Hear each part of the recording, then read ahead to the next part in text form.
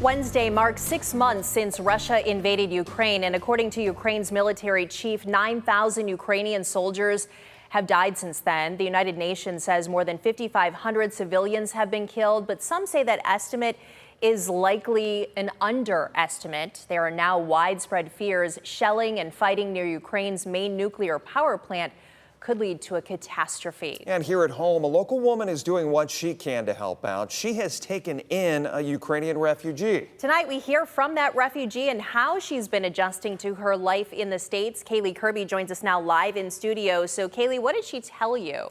Yeah, Melissa and Jeff, this refugee doesn't speak English. She doesn't have a family here, and she doesn't know if she'll even have a home to go back to. But she says she's grateful to be safe and that she doesn't have to hear sirens every night. Разбомбили большой супермаркет, рассчитан на 1500 посетителей. She said the shopping mall was bombed in her city, and when she was leaving, she smelled the dead bodies and burned bodies. 3 weeks ago, Olga Pluzhnik left the sights, sounds, and smell of war for a new life in Luna Pier. She's been living with her sponsor, Svetlana Stahl. They met on Facebook shortly after the war began. They continued to talk, and somehow they felt connected. Eventually, Stahl convinced her to come to the U.S. as a refugee.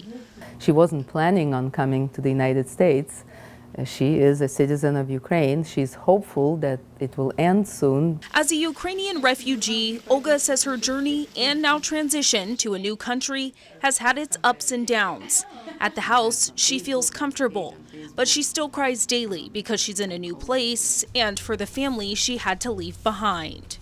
Начинаю скучать. Хотелось бы She misses them. выйти на улицу, поговорить, а я языка не знаю. She said she wants to go out and talk to people, but she doesn't know the language, so she uses the phone translator.